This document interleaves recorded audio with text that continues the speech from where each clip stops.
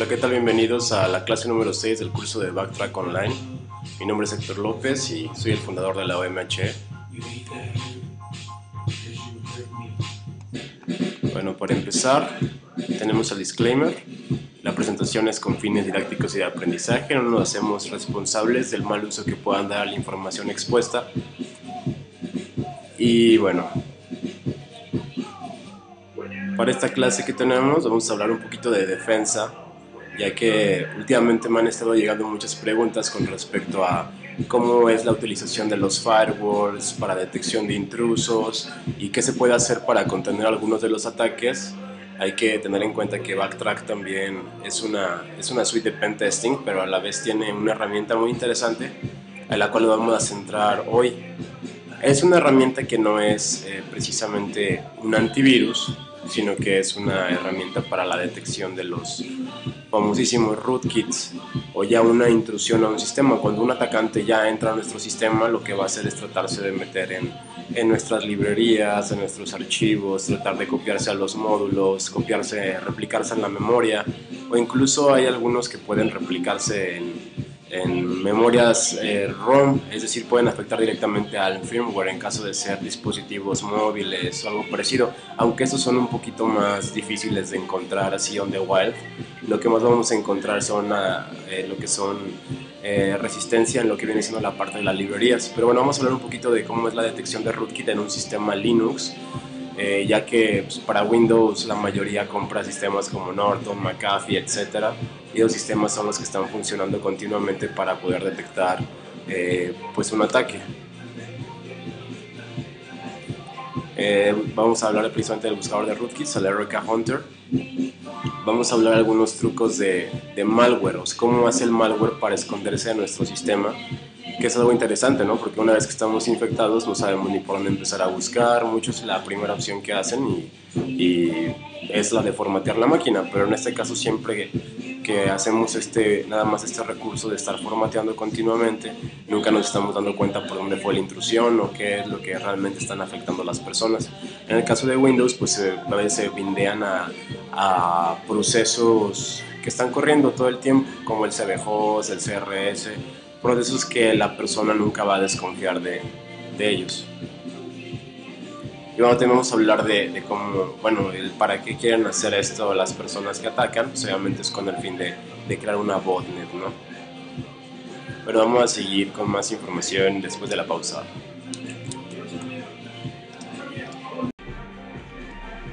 Bueno, al parecer tenemos un poquito de problemas con el audio porque todavía no había seleccionado el iMic, pero bueno, ya estamos de vuelta. Y bueno, hablando de los primeros fails pues de seguridad, en la primera imagen podemos observar un aeropuerto en donde la persona que se encarga de revisar las maletas por donde va pasando el detector pues está jugando al solitario, ¿no? Entonces de esta manera pues podemos darnos cuenta que pues, no está haciendo su trabajo. Entonces generalmente esto pasa mucho en las partes de seguridad. En la segunda tenemos una negra obesa que está dormida en una banca, ¿no? Cuando debería estar cuidando.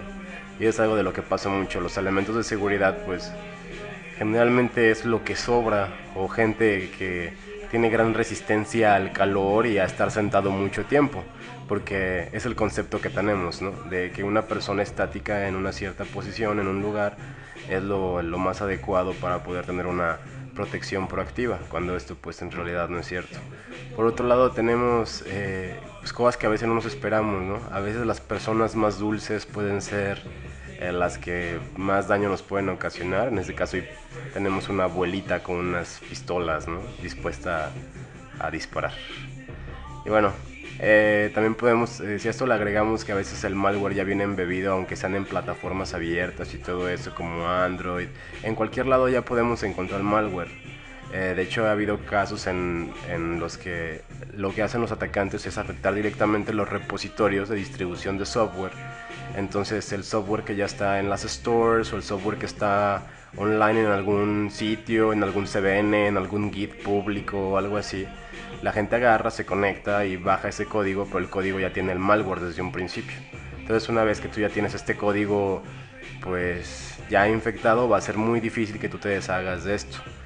Y lo peor es que, por ejemplo, muchas veces que lo bajamos ya desde internet, pues obviamente nosotros mismos caemos en la trampa de darle privilegios extras a la aplicación, que nos aparece a lo mejor la advertencia de Windows y le decimos que sí porque pensamos que es una aplicación inofensiva.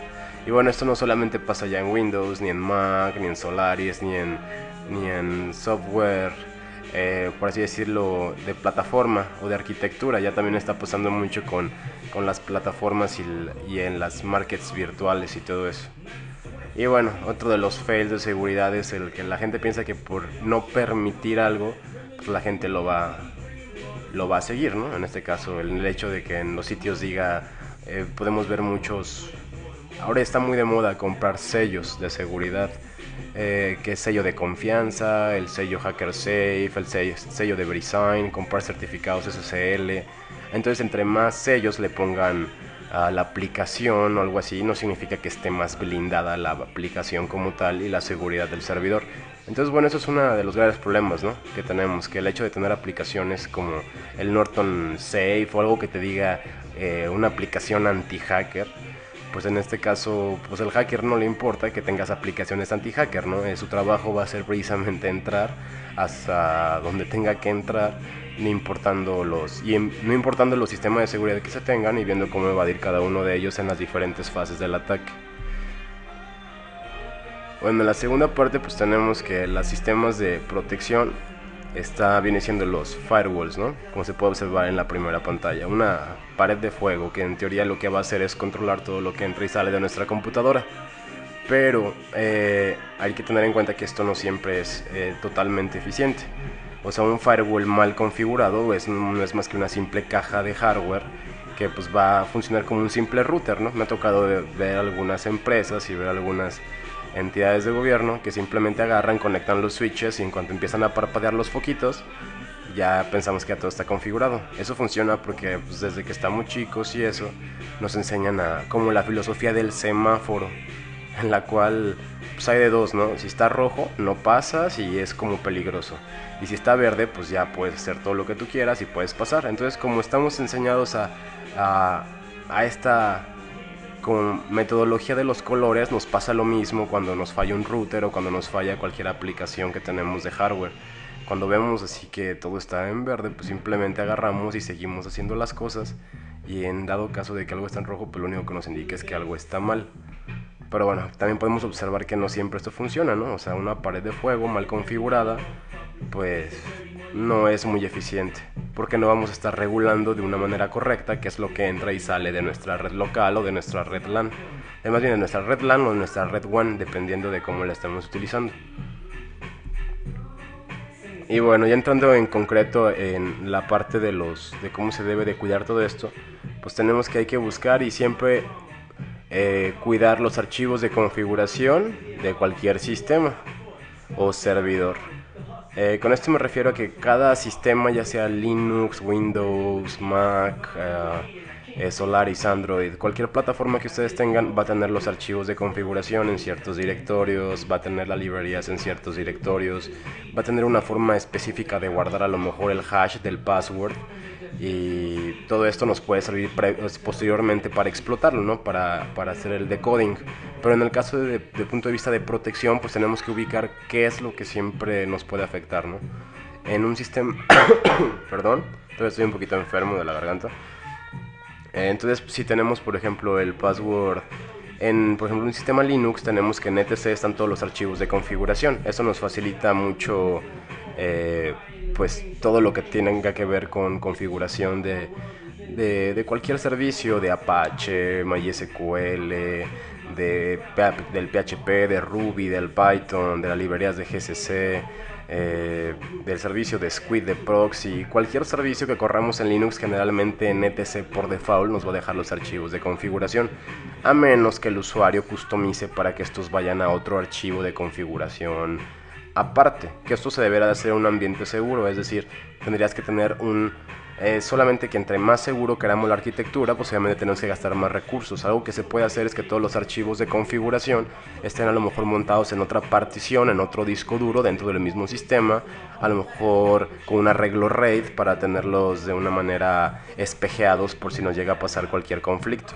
Y a todos estos podríamos sacarles un hash de MD5 SHA-1 o algún algoritmo que nos parezca robusto para tener en cuenta cuando este cambia, para ver si este fue afectado por un atacante externo o si lo ha modificado un atacante interno.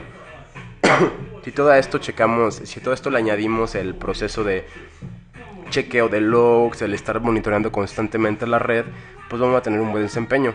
Ahora, cuando tenemos una intrusión en un sistema Windows se vuelve un poco más complejo. ¿Por qué? Porque el atacante puede levantar una clave de registro en cualquier parte de nuestro Windows. Y como lo sabemos, el registro es el corazón de Windows y va a ser muy difícil monitorear todo el registro.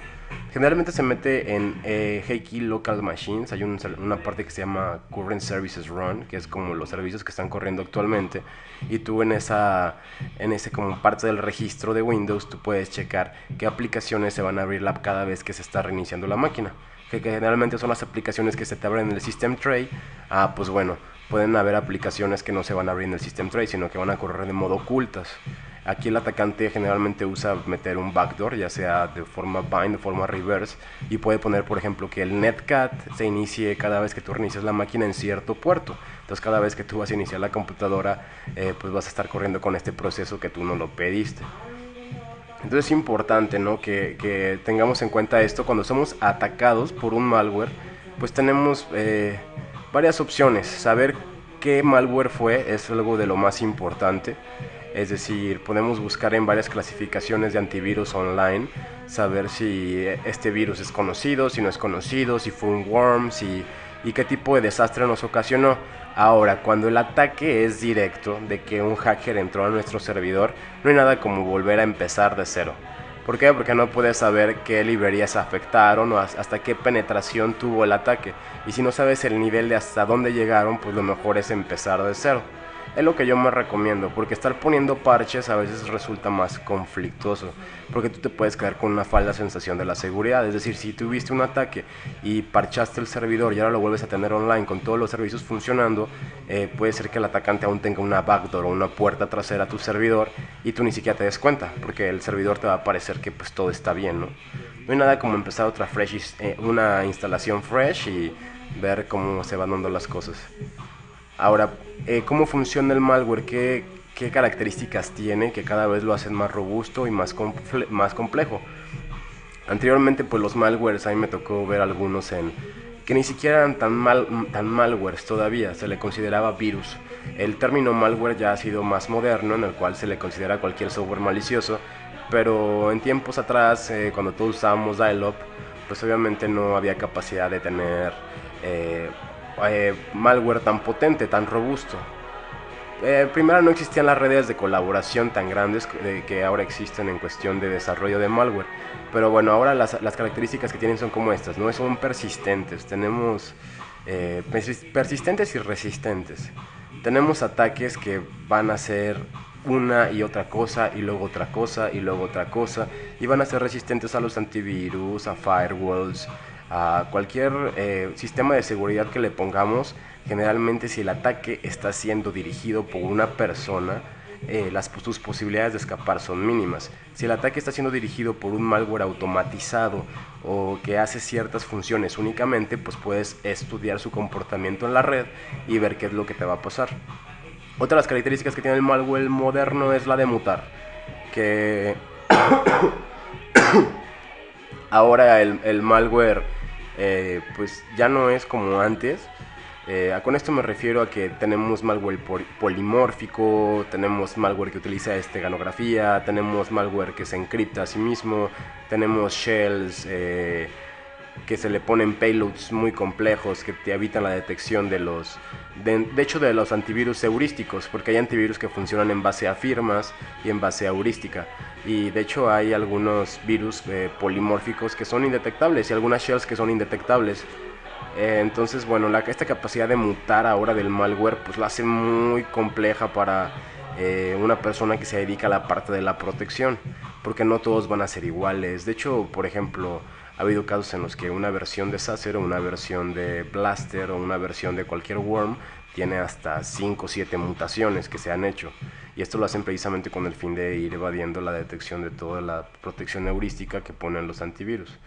A diferencia, la diferencia básica de la protección heurística es que la protección heurística está buscando constantemente patrones, ya sea de ataque o patrones de código malicioso, en lo que el que lo hace simplemente por detección de firmas va a comparar los archivos y ver si en el archivo hay porciones de código malo referente a las firmas que ya tiene el antivirus guardadas, pero hay que tener en cuenta que pues, hay muchos más ataques y muchos virus, y un antivirus no puede tener la firma contra todos los ataques.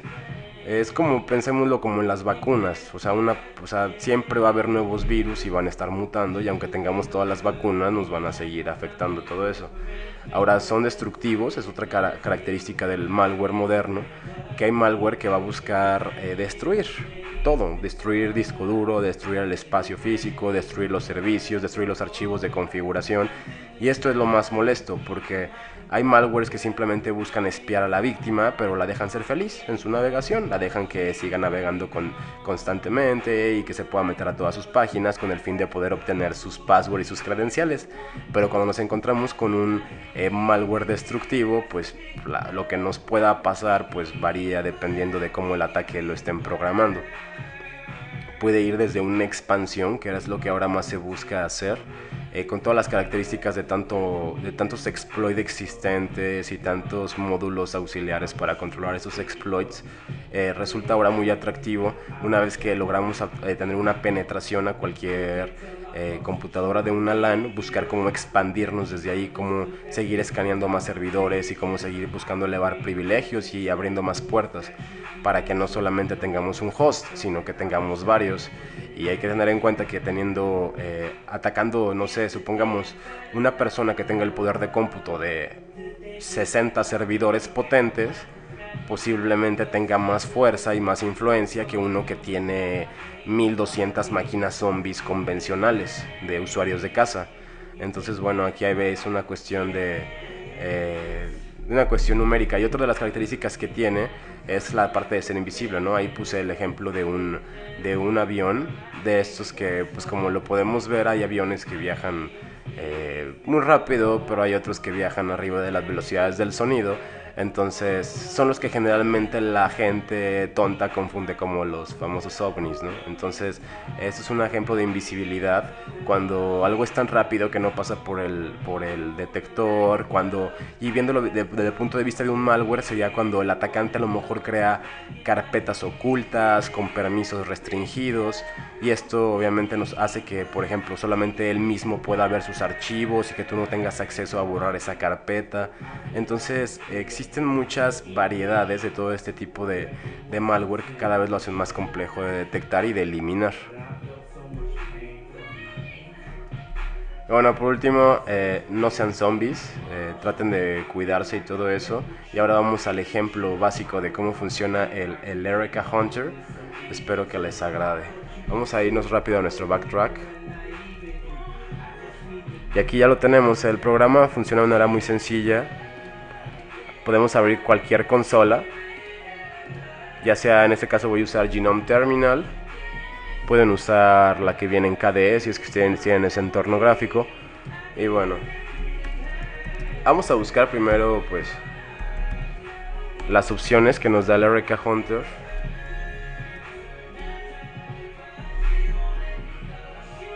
Y tenemos algunas, vienen muchas opciones si se fijan. Vienen opciones para checar la configuración, vienen opciones para checar los hash, vienen opciones para listar los tests, vienen opciones para que sea, por ejemplo, el quiet mode. Este casi no nos arroja información, pues, para que lo queremos. Realmente hay algunas opciones que no sirven. Les voy a enseñar las dos principales con la cual cualquier usuario puede ejecutarlo y no se requiere pues mucho. La primera opción es la opción de update, que la ejecutamos de esta manera.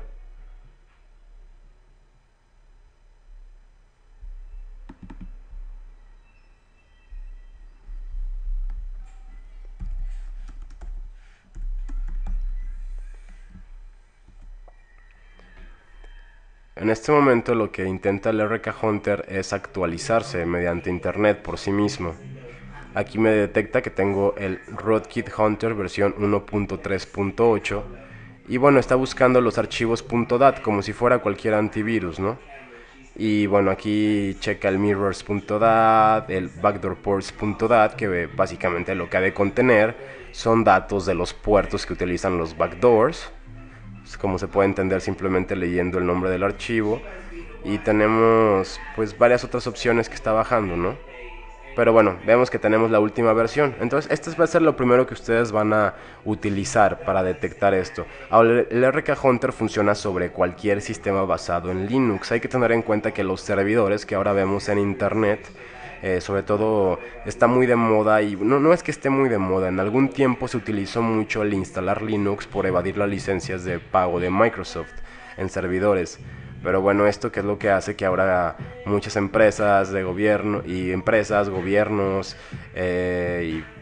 y mucha gente, muchos humanos utilizan Linux constantemente para entrar a sus servicios y sus páginas, pero no se dan cuenta. Entonces, bueno, este programa lo podemos usar luego acompañado de la opción check una vez que ya actualizamos. Si se fijan, el proceso es sencillo. Olvidémonos de todos los garabatos y todas las opciones que tiene y utilicemos estas dos.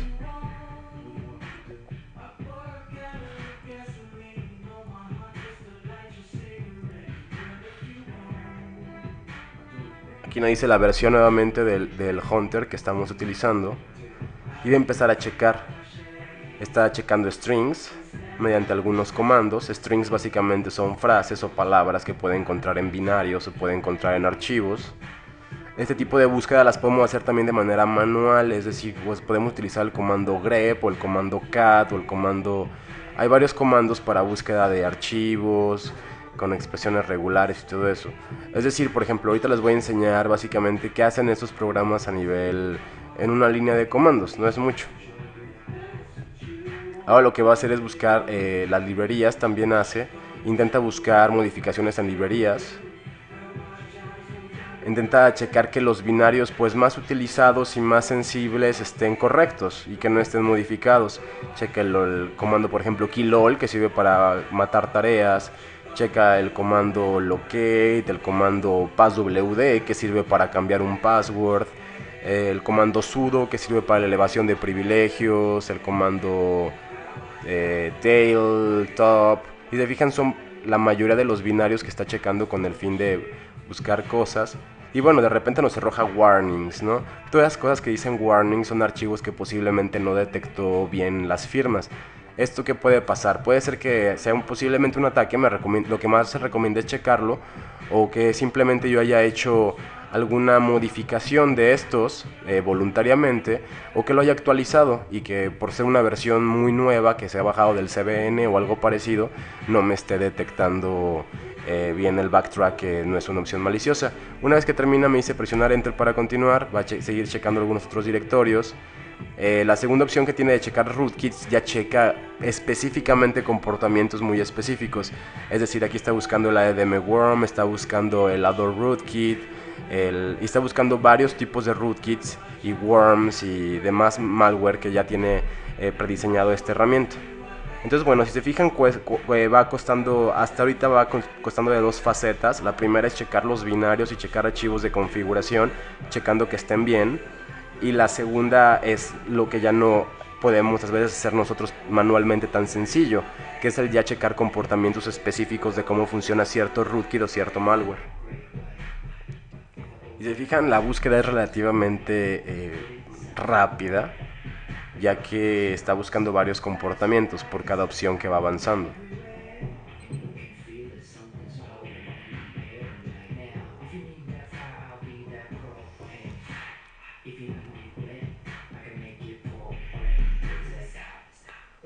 Ahora es importante notar que no va a detectar todos los rootkits sabidos y por haber. Cualquier modificación, a veces personalizada, que hacen algunos malwares, pues es lo que hace que sean muy efectivos.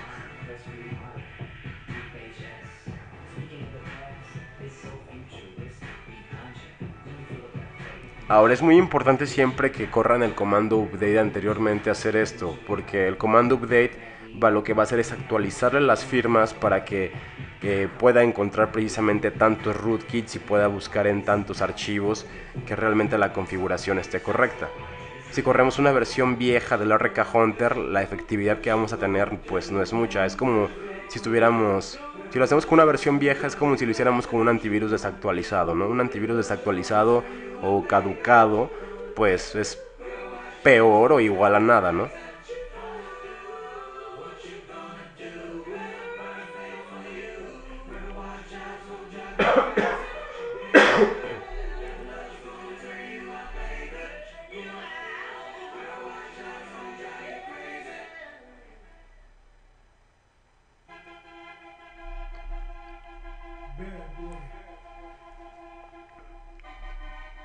Ahora es importante mencionar, en un segundo lo vamos a hacer ahorita que acabe la herramienta, el cómo nosotros podríamos checarlos manualmente y buscar cuidar algunos archivos de configuración sensibles en nuestro sistema.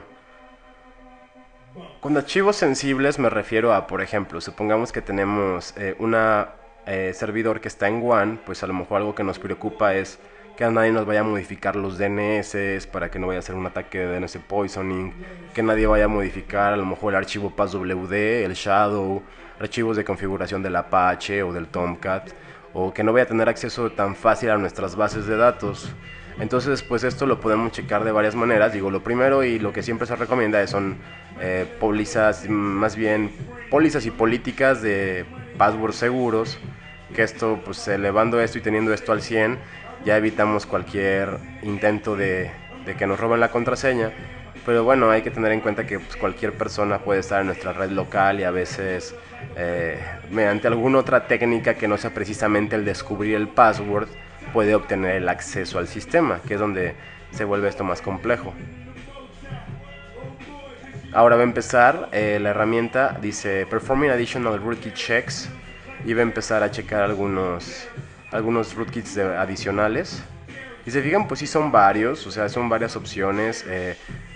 Yo sí considero que el RK Hunter de menos trae ahora sí que la protección contra los rootkits más comunes, más fáciles de utilizar y los que se van a encontrar en internet, que generalmente un atacante, un script kiddie o un atacante de internet lo que va a hacer es buscar rootkits en internet y bajarse el primero que encuentre y intentarlo meter. Entonces de esta manera sí no lo va a detectar en dado caso de que sea alguno de estos. Si la persona tiene conocimientos de criptografía y de cómo encriptar los payloads y de cómo generar sus propios binarios y sus puertas traseras, muy difícilmente vamos a poder, aún así con un programa como este, detectar el ataque, ya que algunos pues no son muy intrusivos y no levantan tantas expectativas en el sistema, es decir, no ocupan ni muchos recursos, ni hacen muchas llamadas hacia internet, muchos a veces salen hasta el protocolo, hay unos que salen tuneleados por el protocolo 443, algunos salen hasta transparentes por el puerto 80 y los controlan a través de un proxy.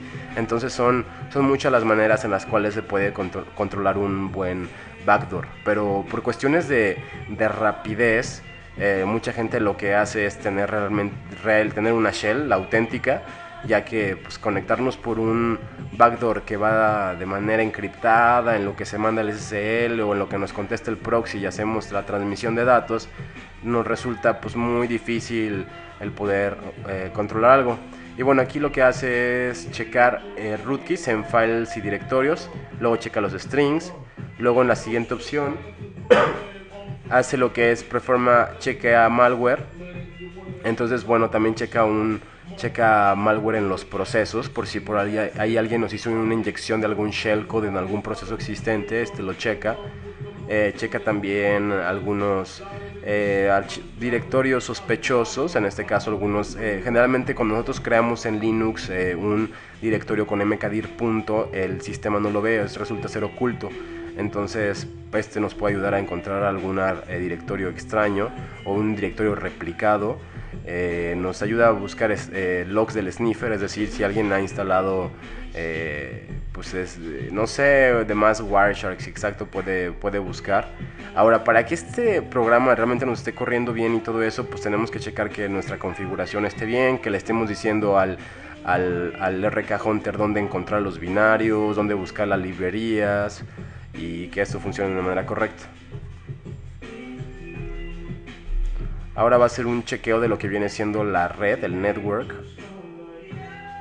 Entonces va a checar ahorita los puertos, ¿no? Checa puertos, checa interfaces, que no esté ninguno en modo promiscuo, etcétera.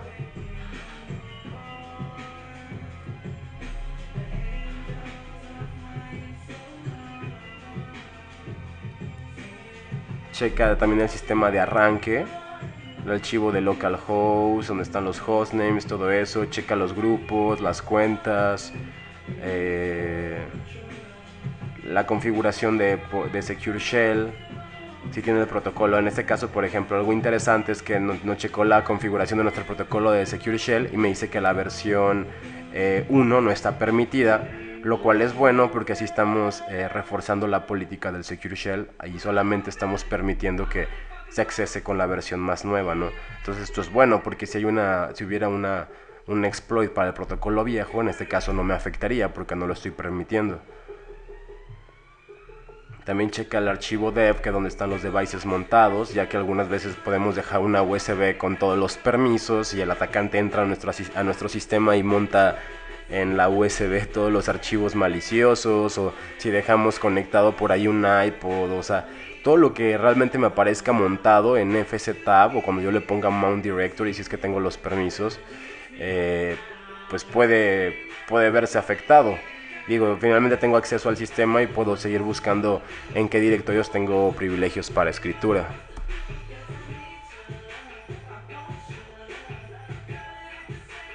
Va a checar algunas aplicaciones por default, el GNU-PG, el PHP, todo eso. Aquí en este caso me aparece un warning, pero es un warning porque el PHP no lo tengo instalado aquí, ni la GNU. O sea, nos pueden aparecer a veces warnings que tenemos que checar si no son falsos positivos. Una vez que termina esto, me dice que bueno, que checó 132 archivos, que encontró 4 sospechosos, que en total checó por 245 rootkits, que son bastantes, y checó también mis aplicaciones, que al sistema le tomó 10 minutos con 5 segundos escanear todo eso, y me dicen dónde dejó el log.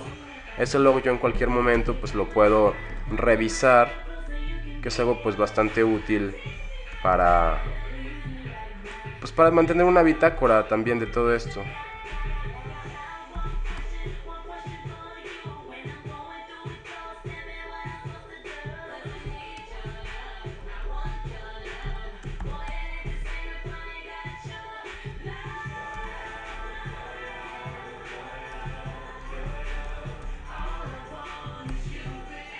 Aquí me aparece el log de todo lo que ya acabamos de ver. Y bueno, es interesante porque puedo tener el log no solamente de este escaneo, sino de todos los que he realizado. Y una vez que lo vemos en el log, nos aparece más información de la que vimos originalmente. Nos los da como en modo debugging, por así decirlo, que es algo pues más interesante todavía. Porque podemos ver detalles que posiblemente no vimos cuando estábamos corriendo la herramienta así. Aquí nos estuvo diciendo específicamente qué puertos estuvo checando, de UDP tanto como de TCP. Podemos ver qué archivos busca en específico. Ahora podemos hacer nuestra propia versión de un RK Hunter. Es decir, si nosotros tenemos una versión de un sistema Linux modificado, podríamos especificarle a la herramienta en dónde tiene que buscar los archivos de configuración, en dado caso de que estos hayan cambiado. Y bueno, aquí podemos ver todo lo que estuvo checando ya con detalle. Qué librerías, qué directorios, etcétera. Ahora, esto a final de cuentas es como si lo pudiéramos, es algo que nos va a ayudar a buscar una intrusión de una manera automática, o un rootkit de una manera automática. Pero nosotros podríamos checar, por ejemplo, de una manera sencilla. Podríamos irnos a los directorios de configuración y por ejemplo hacerle un cat al resol.conf, que es donde tengo los archivos de DNS, y checar que realmente tengo mis DNS de manera correcta, checar cuál es mi hostname, que no esté modificado. Podría checar muchas cosas que tenemos en este directorio. Ahora en este directorio de etc se guarda la estructura de configuración pues de todo, del Subversion, del Secure Shell, del Snort, del Samba, de muchas cosas. También los archivos de arranque para cada run level que tenemos, el Postgres, cosas de nuestro network y demás. Podemos ver, por ejemplo, un archivo sensible, es en este caso el passwd, porque se tiene todo lo que viene siendo los usuarios. Entonces aquí podríamos ver que ahorita yo soy como root logueado, ¿no? Pero podríamos a lo mejor cambiarle ciertos privilegios a ciertos archivos para que no pudieran ser leídos. Eso es muy sencillo, ¿no? Un atacante lo que va a buscar es directorios pues como estos, directorios que tengan permiso de write. Aquí podemos ver, ¿no? Hay que tener en cuenta que los primeros 3 dígitos es para el dueño del directorio, los segundos 3 dígitos es para el grupo y los terceros 3 es aplica para todos. Entonces, si nos llegáramos a encontrar un directorio, por ejemplo, como algo que voy a crear a continuación, me voy a ir a mi home rápido y voy a crear un archivo, ¿no? Un directorio oculto que se va a llamar oculto. Entonces hago mkdir.oculto. Ahora lo listo y vemos que pues no me aparece nada, ¿no? En teoría no tengo ningún directorio oculto, pero sí me puedo meter yo a este. Oh, wow, qué maravilloso soy. Y entonces aquí ya estoy en un directorio oculto, el cual pues obviamente tiene varios privilegios. Yo podría crear un archivo aquí que se llame malware.c. Y en este caso podría darle todos los permisos a ese archivo.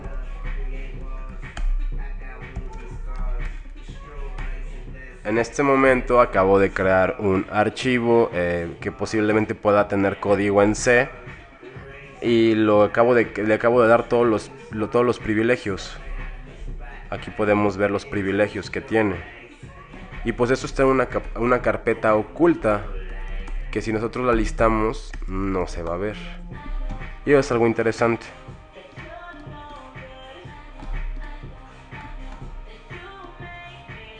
Si se fijan, no vemos aquí la carpeta, porque la carpeta está oculta. Y bueno, más archivos sensibles pues pueden ser bastantes. Hay que tener en cuenta que el sistema de directorios pues se divide de una manera muy común para todos los sistemas basados en Unix. Entonces, por ejemplo, siempre algo que tenemos que tener mucho en cuenta es cuidar el boot, que son nuestras imágenes de arranque. Esto hay que ponerlo siempre como solo lectura. Nuestros binarios, posiblemente solo tener los binarios que realmente se ocupen en el sistema, con el fin de que si llegamos a tener un ataque, y si a un atacante le damos todos estos binarios y le damos desde un inicio el netcat, el dir, el date, le damos aplicaciones para comprimir, le regalamos aplicaciones para listar y crear archivos, para checar configuraciones, para sincronizar, para hacer pings, etcétera. Pues si nosotros le estamos dando acceso a binarios a un atacante, pues le estamos dando más poderes para que él pueda seguirse expandiendo y buscando más agujeros de seguridad. Algo también de ley es siempre deshabilitar el GCC de manera para alguien más que no sea root. Y bueno, también se tiene que checar, muchos virus y malware se van a meter en el directorio lib que tenemos aquí. Entonces hay que tener cuidado porque pues, el directorio lib puede ser sensible, ya que muy poca gente se va a meter a ese directorio para checar algo, ya que si nos metemos pues son bastante las cosas que podemos encontrar. Entonces supongamos que alguien nos puede crear un malware tan sencillo como esto, ¿no? Alguien podría copiar una librería, por ejemplo, como esta que vemos aquí. Esta librería, que es la libgcrypt S11, la podría copiar a otro nombre.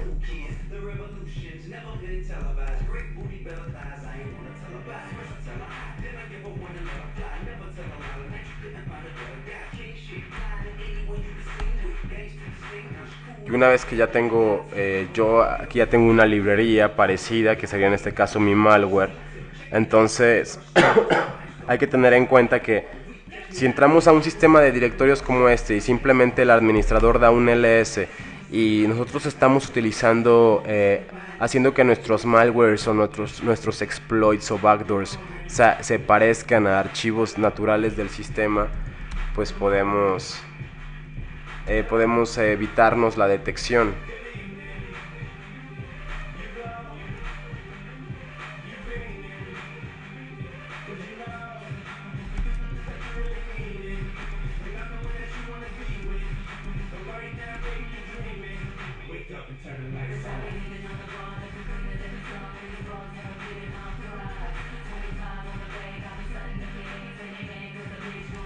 Y bueno, hay que cuidar más directorios. Por ejemplo, algo importante a cuidar es el directorio, pues obviamente de root, ya que en este se guardan lo que viene siendo las llaves de nuestros sistemas de Secure Shell. Entonces, por ejemplo, si un atacante nos roba nuestra llave pública y la pega en otro lado, hay que tener cuidado con nuestra llave de Secure Shell, ya que es como pues, las llaves de nuestro auto, las llaves de nuestra casa, ¿no? Entonces, bueno, por este momento pues me despido. Hay muchas otras maneras de buscar malware y de infectar un sistema. Entonces, bueno, lo que yo les recomiendo es esto, ¿no? Que siempre busquen la manera de tener configuraciones robustas, de correr herramientas como esta que es el RK Hunter, que como han visto pues hace bastante por uno con conocimientos mínimos. Digo, realmente se ve mucho el output que sacó, pero lo que tenemos que hacer para una ejecución común es simplemente dos opciones. Es correr primero el update para que nos actualice, y luego del update corremos el check. Y es todo lo que tenemos que hacer para correr esta herramienta que es muy potente y que nos puede ayudar a detectar rootkits en nuestro sistema Linux. Y bueno, cuídense de las amenazas de internet y nos veremos pronto con la clase número 7. Gracias.